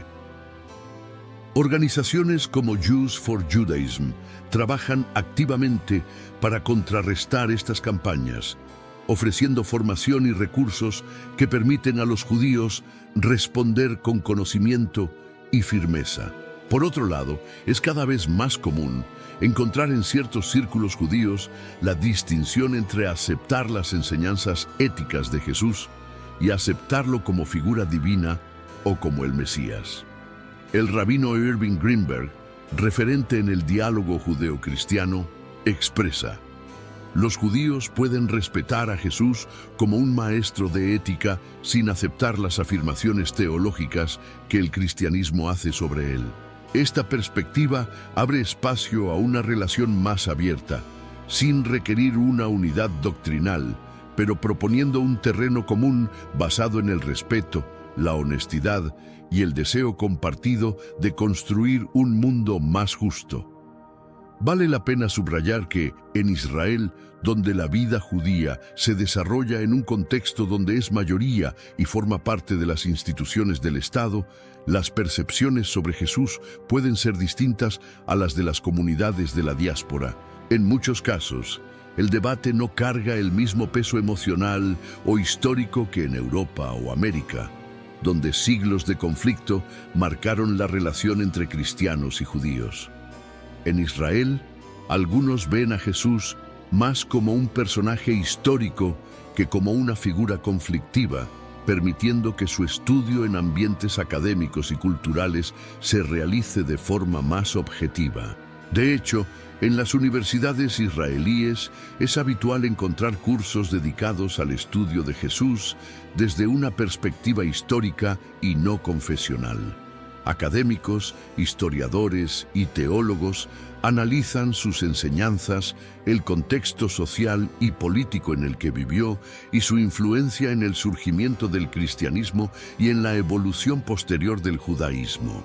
En sectores laicos o progresistas incluso, se reconoce que, más allá de su papel religioso, Jesús fue un judío que desafió estructuras opresoras y promovió valores profundamente éticos. Sin embargo, este reconocimiento no implica una aceptación espiritual, sino un interés académico y reflexivo. Estas actitudes contemporáneas muestran la complejidad y diversidad de la identidad judía en la actualidad. Aunque el rechazo de Jesús como el Mesías sigue siendo ampliamente sostenido en la mayoría de las corrientes judías, la conversación sobre su figura es hoy más matizada, variada y abierta al análisis. Se están abriendo espacios para un diálogo genuino, no para diluir creencias, sino para enriquecer el entendimiento recíproco y la valoración de la diversidad. Comprender estas posturas modernas es indispensable para fomentar un diálogo interreligioso auténtico y profundo entre judíos y cristianos. Implica ir más allá de estereotipos o simplificaciones. Requiere escuchar de verdad, aprender con dedicación y dialogar con respeto. Nos recuerda que las creencias pueden evolucionar y dialogar sin perder su esencia, y que el judaísmo, lejos de ser uniforme, se expresa en múltiples corrientes: ortodoxa, conservadora, reformista, reconstruccionista, humanista y secular, cada una con matices distintos respecto a Jesús y al cristianismo. Al concluir esta reflexión, se hace evidente que la negativa del judaísmo a aceptar a Jesús como el Mesías es un tema mucho más complejo de lo que suele suponerse. No es, como a veces se ha caricaturizado, simple incredulidad o terquedad. Es una postura que surge de profundas raíces teológicas, históricas, culturales y de identidad. Esta realidad nos interpela a encarar los diálogos interreligiosos con respeto, empatía y apertura, conscientes de la riqueza y profundidad que cada tradición posee. A lo largo de este recorrido hemos observado las diferencias teológicas, los traumas históricos y la fuerza de la identidad judía que ha sabido mantenerse firme a pesar de adversidades inimaginables. También hemos visto que, aunque la distancia entre judíos y cristianos es real, existen puntos de encuentro que permiten tender puentes de entendimiento, cooperación y respeto. Finalmente, surge una pregunta: ¿cómo podemos utilizar este conocimiento para promover el entendimiento y el respeto entre ambas comunidades? La clave está en abordar este tema con humildad, reconociendo que ninguna tradición posee la totalidad de la verdad y que para dialogar es necesario escuchar. Como bien enseñó Hillel, uno de los sabios más recordados del judaísmo, lo que no quieres para ti, no se lo hagas a tu prójimo. Esta es toda la Torá. El resto es comentario. Ve y aprende. La educación es fundamental.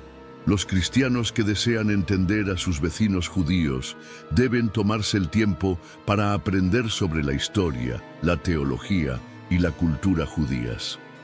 Esto no significa abandonar sus propias creencias, sino adquirir una comprensión más profunda de la perspectiva judía que enriquezca su propia fe y les permita ver a Jesús en su verdadero contexto histórico y religioso. De la misma manera, los judíos pueden beneficiarse al comprender la teología cristiana y la diversidad dentro del cristianismo, reconociendo que no todo cristiano busca convertir y que muchos cristianos sinceros desean construir puentes, no imponer verdades. Programas de diálogo interreligioso han demostrado ser efectivos en la construcción de puentes. Estos foros permiten conversaciones honestas y respetuosas sobre diferencias y puntos en común. La Comisión Vaticana para las Relaciones Religiosas con los Judíos, la Declaración de Dabru Emet por parte de académicos judíos y diversos consejos interreligiosos locales son ejemplos de iniciativas que promueven este tipo de diálogo. Estos encuentros no solo reducen tensiones, sino que también fomentan amistades profundas, proyectos conjuntos y una visión común del mundo. Es importante ir más allá de la tolerancia y buscar un respeto genuino. Esto significa no solo aceptar el derecho del otro a sus creencias, sino también valorar verdaderamente la riqueza de su tradición. Como el rabino Jonathan Sacks, ex rabino jefe del Reino Unido, enfatizaba frecuentemente, la prueba de la fe es si puedo hacer espacio para la diferencia. El verdadero diálogo comienza cuando dejamos de hablar sobre el otro y empezamos a hablar con el otro. Cuando dejamos de ver la diferencia como amenaza y empezamos a verla como una oportunidad para el crecimiento mutuo. Para los cristianos, esto puede significar reconsiderar la forma en que abordan el evangelismo hacia los judíos.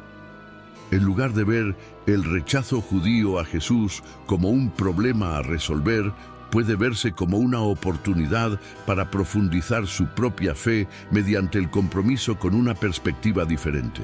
Como declaró el Papa Francisco, el diálogo y la amistad con el pueblo judío forman parte de la vida de los discípulos de Jesús. Esta declaración no solo es teológica, sino profundamente pastoral, pues invita a caminar junto al otro sin intención de imponer, sino con el deseo sincero de conocer, compartir y construir.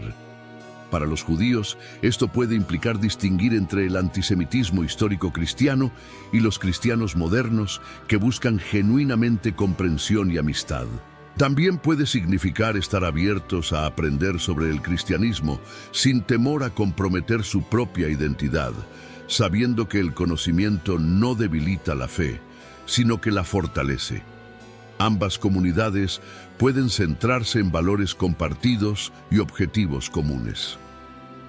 Judaísmo y cristianismo enfatizan el monoteísmo ético, la justicia social, la dignidad de la vida humana, la compasión hacia el prójimo, el amor al extranjero y la responsabilidad hacia el mundo.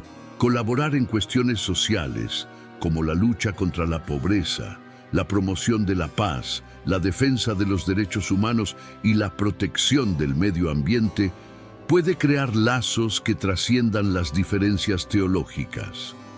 En un mundo fragmentado por ideologías extremas, divisiones políticas y conflictos religiosos, el testimonio de dos comunidades que tras siglos de dolor eligen caminar juntas puede ser un faro de esperanza para las futuras generaciones. Es igualmente crucial enfrentar el antisemitismo y otras formas de intolerancia religiosa de manera directa.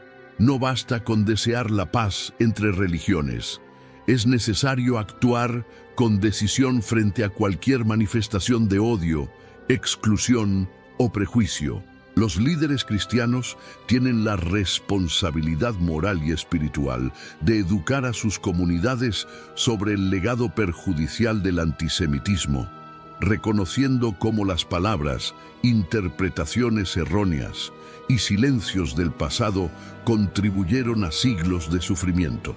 Este trabajo comienza en los púlpitos, pero también debe extenderse a las escuelas, medios de comunicación, instituciones teológicas y a cada espacio donde se forma la conciencia colectiva.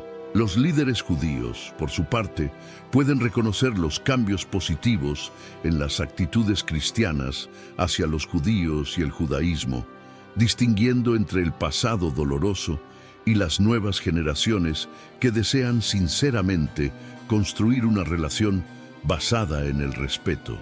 Esta apertura no significa olvidar el pasado, sino usarlo como fundamento para un futuro más humano.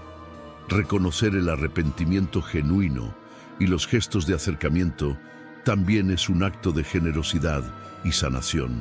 En entornos académicos, los cursos de religión comparada, las cátedras compartidas, los seminarios interconfesionales y los programas de estudio conjuntos son espacios privilegiados para derribar prejuicios e iluminar similitudes. Iniciativas como el Centro para el Entendimiento y la Cooperación Judeo-Cristiana en Israel están a la vanguardia de estos esfuerzos, generando investigaciones, foros y experiencias formativas que enriquecen a las nuevas generaciones con una visión más amplia y empática del otro. A nivel personal, construir amistades genuinas a través de las líneas religiosas puede ser transformador. Una conversación honesta, una comida compartida, una visita en una festividad, un gesto de apoyo en tiempos de dificultad. Todas estas experiencias, aunque simples en apariencia, tienen el poder de derribar muros construidos durante siglos. Las relaciones personales tienen un impacto directo en cómo percibimos a la fe del otro. Allí donde hay confianza, la teología se vuelve diálogo, no confrontación, y las diferencias se convierten en oportunidades para aprender, no en barreras que nos separan. Es importante recordar que la comprensión no exige acuerdo. Judíos y cristianos pueden mantener sus creencias distintivas sin perder el respeto mutuo. El verdadero diálogo no nace del deseo de convencer, sino del deseo de conocer. No se basa en la necesidad de cambiar al otro, sino en el reconocimiento de su valor y dignidad. Como escribió el filósofo judío Martin Buber, el verdadero diálogo es aquel en el que cada uno de los interlocutores, incluso cuando se opone al otro, escucha, afirma y confirma a su oponente como otro existente. Esta visión no elimina las diferencias, pero las humaniza. Nos permite mirar al otro no como una amenaza, sino como un reflejo de la misma búsqueda espiritual que todos compartimos. Por último, ambas comunidades pueden abrazar el concepto de envidia sagrada, la capacidad de admirar y aprender de las cualidades de otra tradición de fe sin abandonar la propia. Este enfoque, defendido por académicos como Krister Stendhal, representa un cambio de paradigma. En lugar de enfocarnos en lo que nos separa, podemos enfocarnos en aquello que admiramos del otro, su forma de orar, su sentido de comunidad, su entrega al servicio, su ética social. Esta envidia no es destructiva, sino transformadora. Nos inspira a ser mejores dentro de nuestra propia tradición mientras reconocemos la belleza de la fe ajena. En conclusión, superar el abismo entre las perspectivas judías y cristianas sobre Jesús requiere paciencia, empatía y disposición para comprometerse con puntos de vista diferentes. No se trata de borrar las diferencias ni de fusionar identidades. Se trata de crear un espacio donde esas diferencias puedan coexistir pacíficamente y, en última instancia, enriquecer nuestra comprensión de la fe, del otro y de la condición humana. Esta es la riqueza del pluralismo religioso auténtico. No todos debemos caminar el mismo sendero, pero sí podemos caminar unos al lado de otros, compartiendo el mismo horizonte de esperanza. Al promover la comprensión y el respeto, no solo honramos nuestras propias tradiciones, sino que también contribuimos a un mundo más armonioso, más consciente, más justo. Un mundo donde las heridas del pasado no dicten el futuro, donde la memoria no sea un obstáculo, sino una maestra sabia que nos recuerda quiénes somos y hacia dónde podemos ir si elegimos el camino del entendimiento. Como declaró el profeta Miqueas, ¿y qué exige el Señor de ti? Que actúes con justicia, que ames la misericordia y que camines humildemente con tu Dios.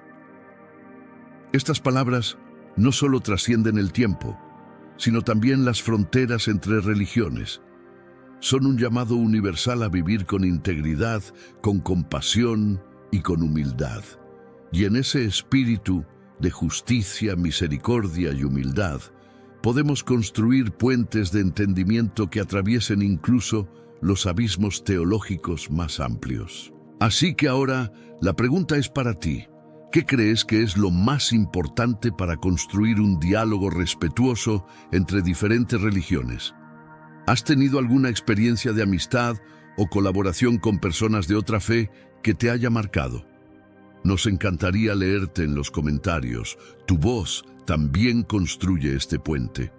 Y si aún no te has suscrito al canal, no pierdas la oportunidad de formar parte de esta comunidad que busca comprender, aprender y crecer. Suscríbete ahora, activa la campanita y acompáñanos en este viaje de descubrimiento espiritual, histórico y humano.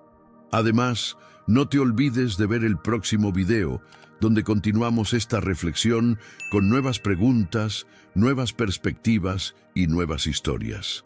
Haz clic ahora en el video que aparece aquí en la pantalla. Nos vemos allá.